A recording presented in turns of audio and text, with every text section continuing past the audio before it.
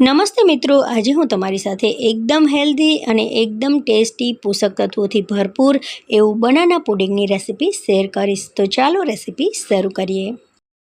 આ માટે આપણે 8 થી 10 કાજુ, 8 થી 10 બદામ અને માંડવીના બીને એટલે કે મગફળીના બીને આપણે રાતે જ પલાળીને રાખી દઈશું। હવે રાતે સરસ મજાના ફૂલી જાય, પલળી જાય પછી બદામમાંથી આપણે છાલ કાઢી લેવાની છે।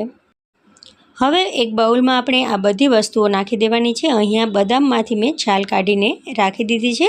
હવે આપણે 5 થી 6 જેટલા ખજૂરને પણ પલાળી દેવાના છે અને તેને પણ આની સાથે રાખી દેવાના છે।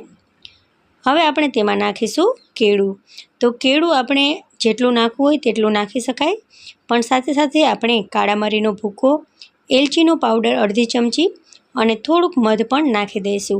અહીંયા આપણે તીખાનો ભૂકો પણ અડધી ચમચી જેટલો નાખ્યો છે। હવે આપણે તેમાં જે પ્રમાણે શેક બનાવવાનું હોય તેટલી ક્વોન્ટિટીમાં કેળું સુધારી અને નાખી દેવાનું। તો અહીંયા અડધું કેળું મેં નાખ્યું છે।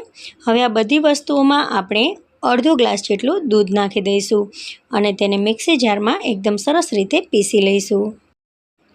તો અહીંયા આપણું બનાના પુડિંગ બની અને તૈયાર થઈ ગયું છે। એકદમ ટેસ્ટી અને એકદમ હેલ્ધી એ બનાના પુડિંગ બન્યું છે। તમે આ પુડિંગ સવારમાં રોજ 1 ગ્લાસ પીઓ તો તમારી તંદુરસ્તી ખૂબ જ વધી જશે, ઇમ્યુનિટી પાવર ખૂબ જ વધશે। ઉપરથી આપણે થોડાક પિસ્તા આ રીતે સ્પ્રિંકલ કરી દઈએ। તો મિત્રો, તમને જો આ રેસીપી ગમી હોય ને તો મારી ચેનલને સબસ્ક્રાઈબ કરજો, બેલ આઇકોનને પ્રેસ કરજો જેથી મારી નવી રેસીપીઓના વિડીયો તમને સૌથી પહેલાં મળતા રહે। Thank you for watching. મળીએ નવી રેસીપી સાથે, ત્યાં સુધી બાય, ટેક કેર, જય હિન્દ।